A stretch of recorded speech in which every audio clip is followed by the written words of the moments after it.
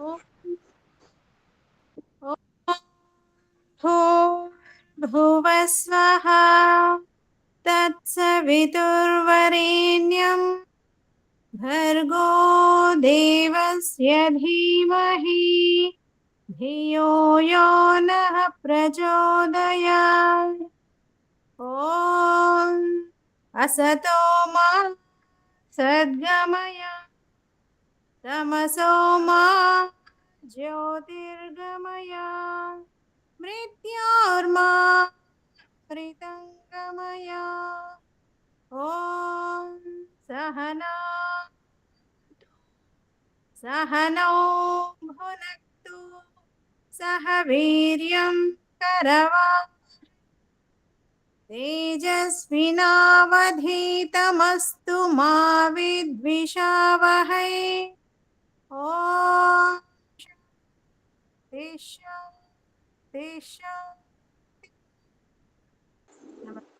అందరికీ నమస్తే.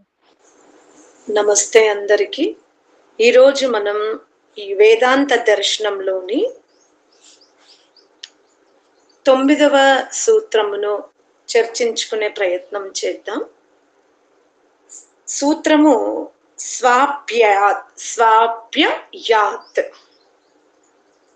స్వాప్యయాత్ అంటే స్వస్మిన్ తనయందే అస్యయః లయమవ్వడం. ఇక్కడ మనం తెలుసుకోవాల్సింది ఏమిటి అంటే, ఆల్రెడీ మనం ఉపనిషత్తులు విన్నాము.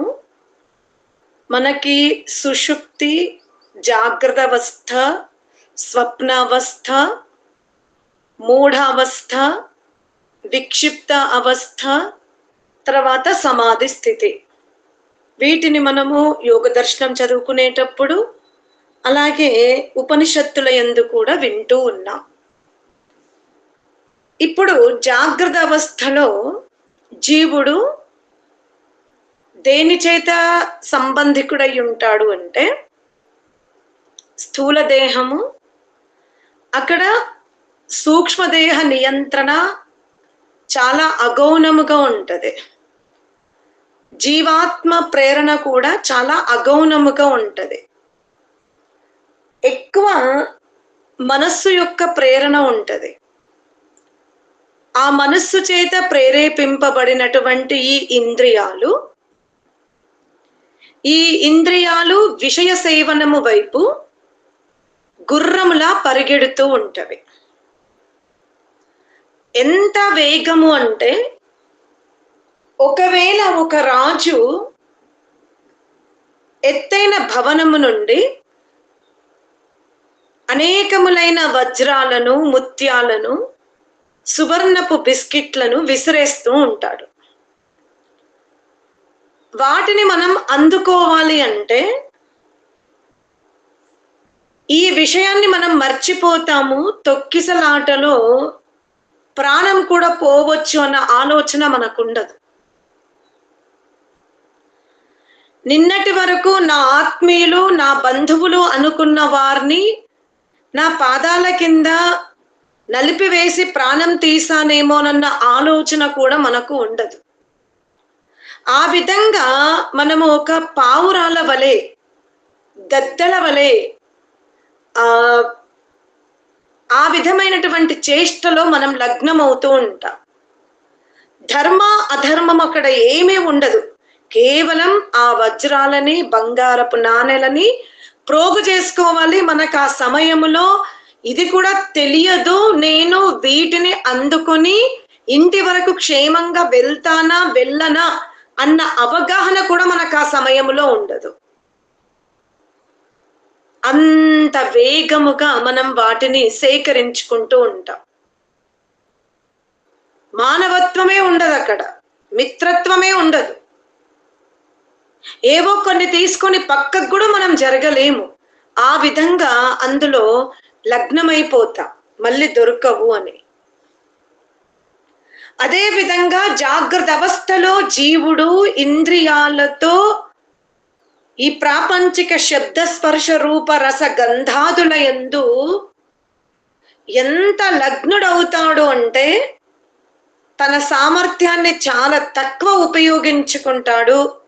ఇంద్రియ విషయ సేవన వైపు ఒక కోతి వలె గంతులేస్తూ ఉంటాడు.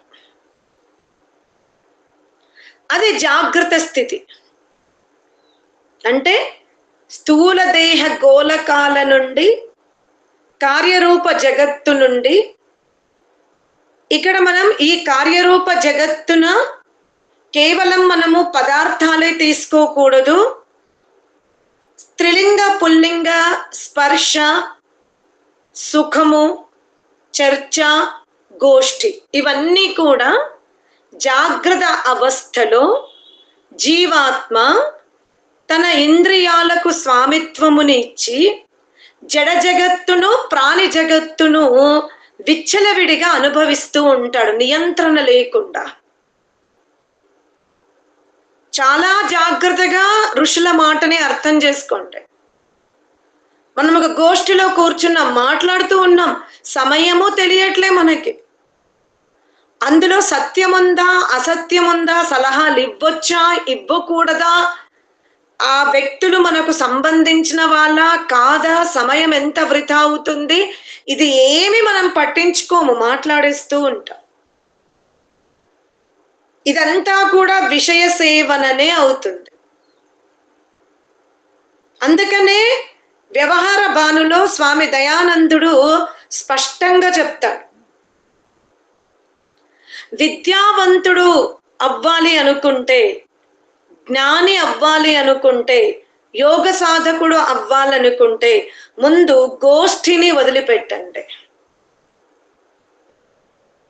ఓ నలుగురు కూర్చున్నారు, గంటల తరబడి అక్కడ ఆత్మ కళ్యాణము లేదు, ఇంద్రియ కళ్యాణము లేదు, పోనీ ప్రాణాయామం గురించి చర్చ లేదు, ఆయుర్వేదం చర్చ లేదు, కేవలము విషయ వాసన, ఇరుగింటి పొరుగింటి ముచ్చట్లు, ఏ షాపింగ్ మాల్లో చీరలకు ఒక చీర కొంటే 3 చీరలు, ఈ విధమైనటువంటి చర్చలో యోగి ఎంత వీలవుతే అంత దూరముగా ఉండాలి అంటున్నాడు. ఆ ప్రవృత్తిని మార్చుకోగలిగితేనే అంతర్గత యాత్ర సఫలమవుతుంది అంటాడు.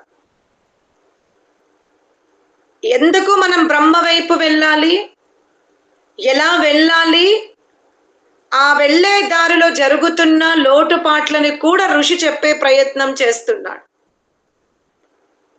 గోష్ఠి రేవచ, ముందు మనము ఆత్మ కళ్యాణానికి సంబంధించిన సభ తప్ప, ఆరోగ్యానికి సంబంధించిన చర్చ తప్ప, వస్తు సేకరణకు ఉన్నటువంటి చర్చలు పాల్గొనడం ఆపివేయాలి అంటాడు. అది ఎంత వీలవుతే దాన్ని మాతాజీ చెప్పిందో ఋషి చెప్పిండని కాదు, సహజంగా మనలో ఆ ప్రవృత్తి వచ్చేయాలి. నేను ఇరుగు పొరుగు వాళ్ళ గురించి నేను ఎటువంటి చర్చలు చెయ్యను, నాకు ఇది సమయం లేదు, నేను ఆత్మ కళ్యాణం చేసుకోవాలి అంట.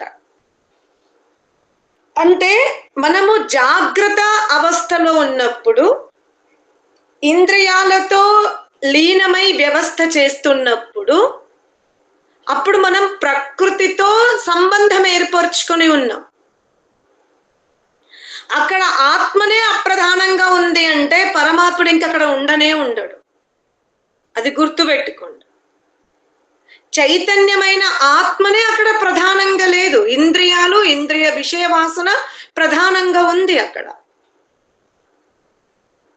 ఎవరైతే ఇటువంటి గోష్ఠీల యందు ఆసక్తి చూపుతారో వారికి బ్రహ్మ ప్రాప్తి కలుగదు అంటాడు. అందుకనే ఇక్కడ ఏమన్నాడు సూత్రమున, స్వ అంటే మీరు, ఖచ్చితముగా, నిక్కచ్చితంగా చెప్తున్నాడు. ఆత్మ కళ్యాణమును కోరుకోవాలి, ఆత్మను దర్శించుకోవాలి, బ్రహ్మను దర్శించుకోవాలి అంటే స్వ మీ ఆధీనములో ఉండండి. ఇంద్రియాలన్నీ కూడా మన ఆధీనములో ఉండాలి. అందుకనే గోష్ఠిని పక్కన పెట్టేయండి. మనం మానవీయ బంధాలతో ఉండాలి. ఆరోగ్యంగా ఉన్నారా? మొన్ననే మాకు అర్థమైంది, మీరు కొంచెం చికిత్సాలయంలో ఉన్నారంట.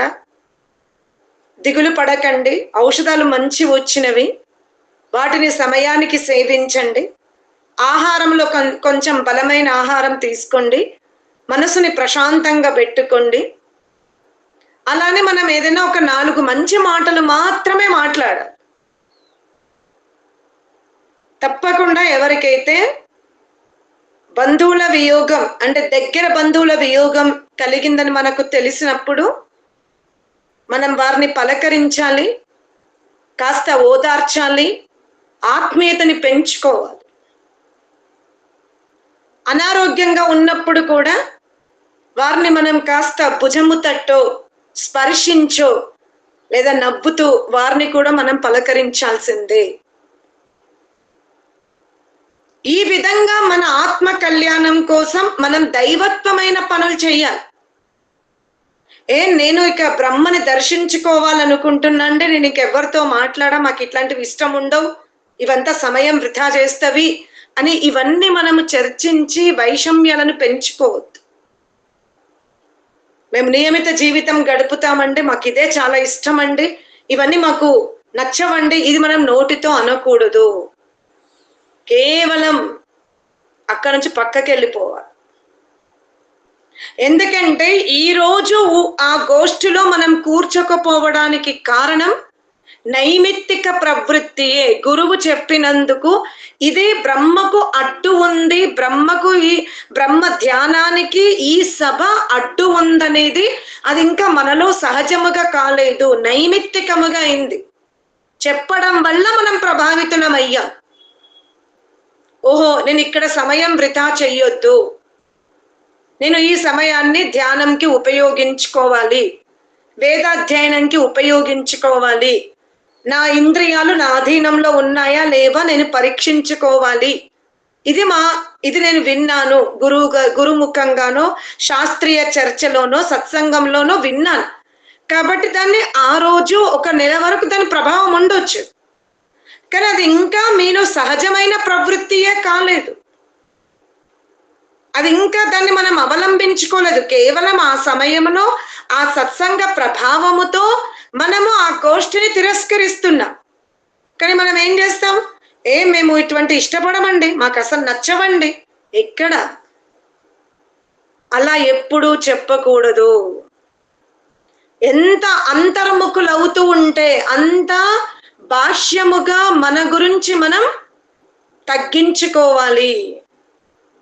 ఒకవేళ మీ బంధువులు ఎవరైనా విగ్రహారాధన చేస్తున్నారు, మీకు అక్కడ పరమాత్మ తత్వాన్ని నిరాకారముగా వేదానుకూలముగా చెప్పాల్సి వస్తే బ్రహ్మ గురించి చెప్పండి.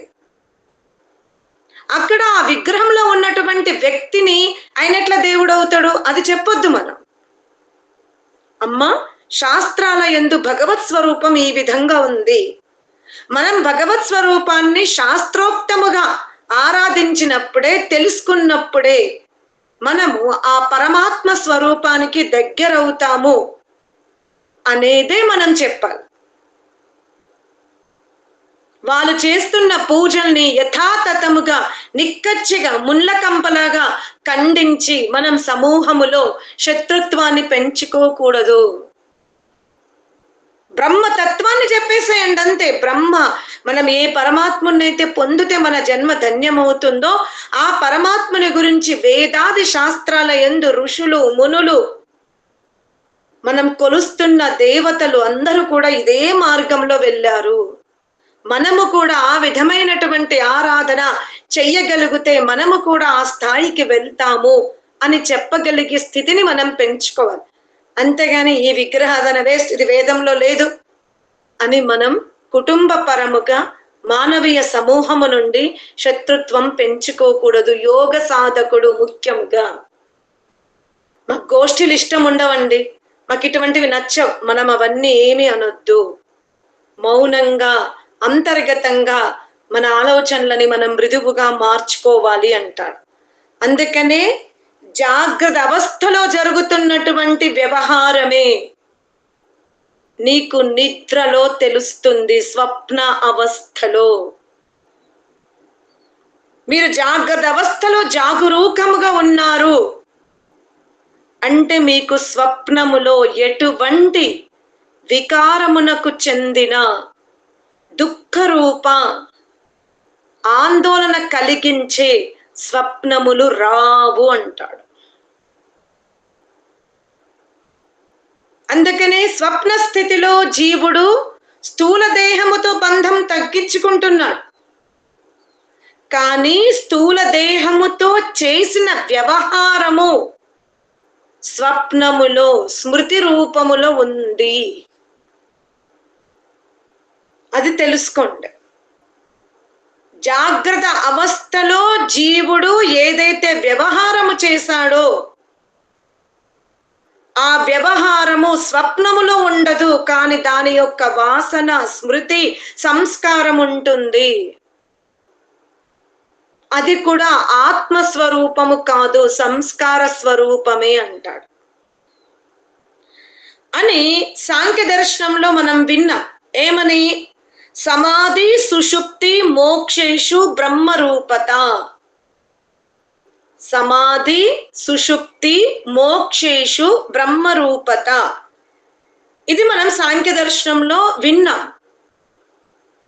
ఆ పరమాత్మ తత్వమును పొందుతున్న జీవాత్మ స్థితి ఎట్టిదనా అంటే సుషుప్తి.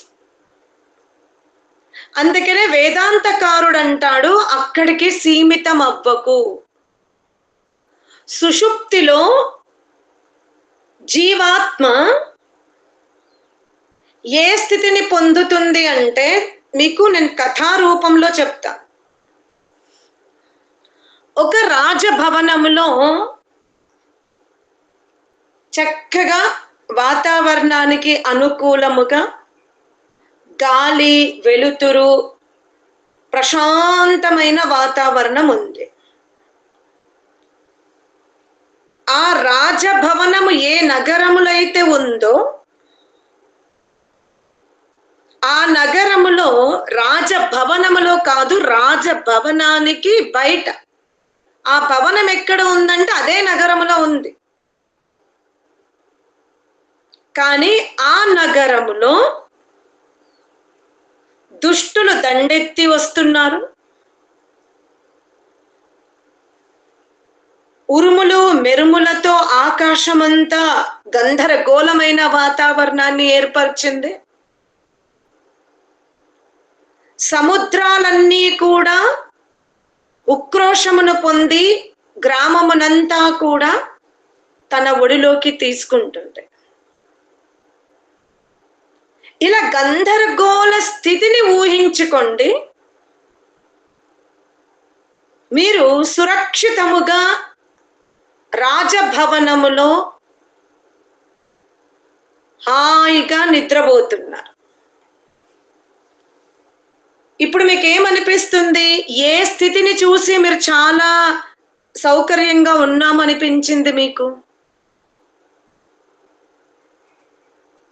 ఏ స్థితిని చూస్తే అమ్మా మేము సౌకర్యంగా ఉన్నాము అని అనిపించింది? ఏమైంది? అర్థం కాలే. రాజభవనంలో పడుకున్నాం. రాజభవనంలో ఉన్న సుఖాన్ని చూసి. రాజభవనములో, ఎందుకంటే ఆ భవనానికి తుఫాన్ ఏం చేయలేకపోయింది. ఉరుములు మెరుపులతో ఆ భవనము ధ్వంసము కాలేదు. చివరికి మీకు శబ్దం కూడా లోపలికి వినబడలేదు. ఎటువంటి విఘ్నము లేదు. మీరు ఏ సమయములో అయితే ఆ రాజభవనంలో కూర్చున్నారో ఆ సమయంలో మీ గ్రామం అంతా అనేక రకాల ఆది దైవిక దుఃఖానికి గురైన సమయములో మీరు బయటకు వస్తే ఇంత గందరగోళం జరిగిందా? అది సుషుప్తి స్థితి. కానీ రాజు అక్కడ కూర్చున్నాడు సింహాసనం మీద. రాజు తన దగ్గర ఉన్నటువంటి సంపత్తిని, ప్రతిష్టని తన ప్రజలకి పంచుతూ ఉన్నాడు. మీరు ఆ సమయంలో గాఢ నిద్రలో ఉన్నారు. ఇప్పుడు ఆ సుషుప్తి స్థితిని మీరు సమాధితో పోలుస్తారా?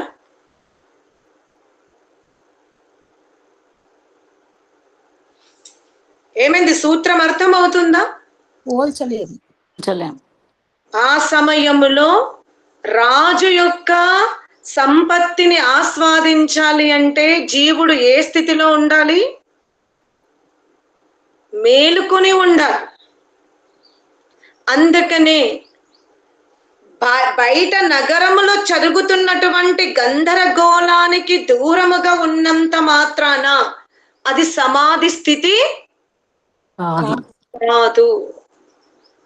ఎటులా రాజభవనములో ఉండడము వలన నగరములో జరుగుతున్న విధ్వంసముతో అతనికి హాని కలగలేదు.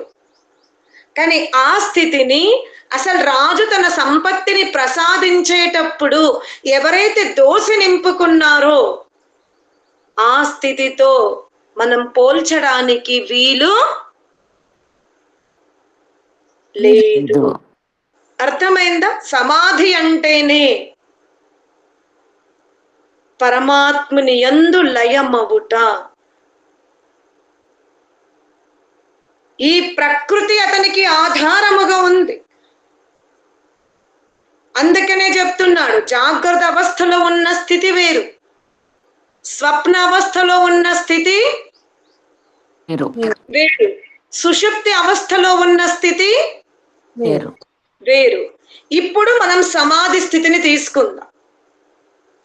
సమాధిలో జీవాత్మ బ్రహ్మ యొక్క ఆనందాన్ని ఏదైతే పొందుతుందో అదే స్థితి మోక్షంలో ఉంటుంది. కాకపోతే సమాధికి మోక్షానికి సామర్థ్య వ్యత్యాసం ఉంది, కాల వ్యత్యాసం ఉంది, తర్వాత ఆయువు వ్యత్యాసం ఉంది. సమాధిలో జీవుడు ఒక గృహస్థుడు, భార్యా బిడ్డల్ని పోషించుకోవాలి. అతను నిరంతరము సమాధిలోనే కూర్చున్నాడు అనుకోండి, అతను సమాధి నుంచి లేవకపోయినా భార్య అతన్ని 10 సార్లు తట్టి ఏం చేస్తుంది? లేపుతుంది. భార్య గనక పరమాత్ముని దగ్గర ఆవేదనకు గురవుతే పరమాత్ముడు కూడా ఆ జీవాత్మకు పూర్ణ ఆనందాన్ని సీమిత సమయంలోనే ఇస్తాడు. తర్వాత కర్తవ్యాల వైపు వెళ్ళుమంటాడు. అందుకని సమాధిలో జీవుడు ఏ స్థితినైతే పొందుతాడో దాన్ని మోక్షముతో పోల్చాల్సి వస్తే చాలా జాగ్రత్తగా వినండి, సామర్థ్యముతో వ్యత్యాసం ఉంది. అంటే పరమాత్మని జీవుడు దర్శించుకునే సమయంలో జీవాత్మ ఏదైతే ప్రచండ రూపాన్ని చూస్తుందో, జ్యోతి స్వరూపాన్ని చూస్తుందో, వేగమును చూస్తుందో, కర్మ ఫలాలను ఉపదేశింపజేసుకుంటుందో, అతని జ్ఞాన రూపాన్ని చూస్తుందో, ఈ సర్వమే మోక్షములో ఉంటుంది. కానీ ఇక్కడ సమయ పరిధి ఉంది, మోక్షంలో సమయ పరిధి అర్థమైందా? ఎందుకంటే మోక్షములో జీవాత్మతో సూక్ష్మదేహము లేదు, స్థూల దేహము లేదు. ఈ సూక్ష్మ స్థూల దేహాలే లేవు, కారణ దేహమే లేదు. లేనప్పుడు కర్తవ్యాలు కూడా జీవాత్మకు ఉండవు. అర్థమైందా? సమాధి స్థితియే మోక్ష స్థితి. కానీ శరీరంలో ఉన్నప్పుడు జీవాత్మకు మోక్షము లాంటి సమయము దొరకదు. మోక్షములో కలిగే ఆనందము దొరుకుతుంది. మోక్షములో జీవాత్మ స్వరూపం ఏమిటి, అది ఏమి చూడబోతుంది, ఏమి చూస్తాం, అక్కడ ఏమి తెలుసుకుంటామో సర్వం సమాధిలో అర్థమవుతుంది జీవాత్మకు. కానీ ఇక్కడ సీమిత ఆనందం, అక్కడ పూర్ణానందం. దీన్ని మళ్ళీ సమాధిలో ఉన్న ఆనందము, మోక్షంలో ఉన్న ఆనందాన్ని మీరు విచ్ఛిన్నం చెయ్యకూడదు. ఇక్కడ పరమాత్మని ఆనందమే మోక్షములో లభిస్తుంది, పరమాత్మని ఆనందములో విచ్ఛిన్నత లేదు. ఎవరు విడిపోతున్నారు? స్థూల దేహంలో ఉన్నప్పుడు సమాధి నుండి ఎవరు వేరవుతున్నారు? ఆత్మ వేరు. ఆత్మ వేరవుతుంది. పరమాత్ముడు మాత్రం తన స్వరూపముతో ఉంటాడు. అతని స్వరూపములో కాని, అతని ప్రచండ రూపములో కాని, అతని జ్యోతి స్వరూపములో కాని, అతని శక్తిలో కాని, అతని సర్వజ్ఞత్వములో కాని సమాధికి మోక్షానికి వ్యత్యాసం ఉండదు. ఎవరికి? పరమాత్మకు. కానీ జీవాత్మకు వ్యత్యాసం ఉంది. జీవాత్మ శరీరములో ఉన్నప్పుడు కారణదేహముతో ఉంది, సూక్ష్మదేహముతో ఉంది, స్థూల దేహముతో ఉంది, కర్తవ్య కర్మలతో కూడా అది బంధింపబడి ఉంది. అందుకనే ఋషులేమన్నారు? ఓ గృహస్థ మానవులారా, మీరు గృహస్థ కర్తవ్యాలని త్యజించలేరు, అది అధర్మం అవుతుంది. కానీ మీరు గృహస్థ జీవితంలో గడుపుతూ కూడా సమాధికి వెళ్ళవచ్చు. ఏమి వదులుకుంటే? భోగాసక్తిని వదులుకుంటే, విషయ సేవన వదులుకుంటే, లంపటులము కాకపోతే, లోభులము కాకపోతే, పరిగ్రహములము కాకపోతే, ఇదంతా నాకే దక్కాలన్న జిజ్ఞాస మనలో ఉండకపోతే మనము కూడా గృహస్థాశ్రమములో సమాధి స్థితికి చేరుకోవచ్చు. అక్కడ అదే చెప్పాడు. ఓ గృహస్థులారా, ఒక సన్యాసి ఎలా సమాధిని పొందుతున్నాడో మీరు కూడా పొందవచ్చు. ప్రతిరోజు మనము బ్రహ్మచర్య దశలో భగవంతుని ఆనందాన్ని అనుభవించవచ్చు, గృహస్థాశ్రమంలో కూడా భగవంతుని ఆనందాన్ని అనుభవించవచ్చు, వానప్రస్థ ఆశ్రమంలో కూడా భగవంతుని ఆనందాన్ని మనం అనుభవించవచ్చు, సన్యాస జీవితంలో కూడా భగవత్ ఆనందాన్ని అనుభవించవచ్చు. దానికి నాకు ఇంత పెద్ద పెంట ఉంది, ఇంత బాధ్యతలు ఉన్నవి, ఇలా ఉన్నప్పుడు నేను ఎలా సమాధిని పొందుతాను, అది సన్యాసులకు అవుతుంది అన్న సాకులు మాత్రం ఎవ్వరూ వెతకడానికి వీలు లేదు. కేవలం నీ దినచర్యని, నీ ఇంద్రియాలను, నీ ఇంద్రియ గుర్రాలను పగ్గాలతో నువ్వు దాన్ని తెరుచుకోవలసిందే. అర్థమైందా? ఏ జీవుడైతే సమాధిలో పరమాత్మని ఆనందాన్ని అనుభవిస్తాడో, తన స్వరూపములో ఉంటూ, ఇప్పుడు ఇక్కడ ఒక ప్రశ్న ఏమొచ్చింది అంటే, ఎటుల జీవుడు జాగ్రత్త అంటే మేలుకొని ఉన్నప్పుడు అనేక పనులు చేస్తాడు కదా, కానీ అదే సుషుప్తిలో చెయ్యడు. అంటే దాని గురించే ఋషి చెప్పే ప్రయత్నం చేశాడు. సుషుప్తి దేనికంటే హాయిగా ఉంది? అనేక ద్వంద్వ విషయాల నుండి, అలసిపోయిన స్థితి నుండి, అవమానాల నుండి, కర్తవ్యాల నుండి దూరం అవ్వడము వలన జీవాత్మకు అబ్బా నేను ఎంత హాయిగా ఉన్నాననిపిస్తుంది. కానీ ఆ స్థితి సమాధి స్థితి కాదు. సమాధి స్థితి అంటే రాజభవనములో కూర్చోవడం కాదు. రాజభవనంలో పడుకున్నాం, బయట జరిగిన గందరగోళానికి, అక్కడ జరుగుతున్న తుఫాన్, కట్టడాలకి ఇండ్లు కూలిపోయి ఎంతో మంది కొట్టుకోపోయారు, ఆస్తులు పోయినాయి, అంతస్తులు పోయినవి. కానీ ఇతను మాత్రం ఇక్కడ హ్యాపీగా ఉన్నాడు. అమ్మా నేను క్షేమంగా ఉన్నా అంటే బాహ్యంగా జరుగుతున్న గందరగోళము నుండి రక్షింపబడుతున్నందుకు అది సుఖం. కానీ ఈ సుఖాన్ని రాజు వచ్చాడు, తన దగ్గర ఉన్న సంపత్తులనంతా వితరణ చేశాడు, అది మనం చూడలేదు, దర్శించుకోలేదు, ఆస్వాదించలేదు అంటే ఆ రాజభవనములో ఉన్నా కూడా వ్యర్థమే. దేనికంటే బెటర్, దేనికంటే లాభం ఉంది? నగరమున కంటే సౌకర్యం రాజభవనములో లభించింది. కానీ రాజభవనమే కాదు, ఆ రాజభవనంలో ఉన్నటువంటి స్వామిని కూడా మనం దర్శించుకోవాలి. ఇప్పుడు మీరు రాజభవనములో కూర్చోవాలి, రాజుని దర్శించుకోవాలి అంటే ఒకటి మీరు మేలుకొని ఉండాలి, ఇంకోటి ఏకాగ్ర చిత్తముతో రాజునే చూస్తూ ఉండాలి. ఎప్పుడు వస్తాడు, ఏమి మాట్లాడతాడు, ఏమి చెప్తాడు. మీరు గనుక ఆ రాజుగారు వస్తున్నారంటని డిండోర పట్టుకొని బయట మీరు శబ్దం చేసినా, లేదా ఆ రాజసింహాసనానికి అటువైపు ముఖం పెట్టకుండా ఇటు తిరిగి మీరు మాట్లాడినా, ఈ చర్చలో మీరు లగ్నం అవుతే ఆయన 3 సెకండ్లు వచ్చాడు వెళ్ళిపోయాడు, మీరు రాజును చూడగలుగుతారా? చూడలేము. ఇదే స్థితి సమాధిలో ఉంటది. రాజభవనంలో ఉన్నాము, రాజుగారు సింహాసనం మీదకి వచ్చారు, కానీ మనం ఎటున్నాం? ఎటువైపు చూసాం? మనం పక్క వైపు చూసి. అందుకనే అక్కడ బంధువు, మిత్రుడు, డిండోరా ఇవన్నీ ఏమీ ఉండకుండా రాజు మీదనే మనం ఏ విధముగా ధ్యాస పెడితే రాజు యొక్క దర్శనము జరుగుతుందో, అలాగే రాజు గొప్పవాడండి, రాజు వల్ల ఏమిస్తాడో అండి, రాజు దగ్గర చాలా సంపత్తులు ఉన్నాయండి, అవన్నీ మనకిస్తే బాగుండి అని చర్చ సమాధిలో ఉండదు.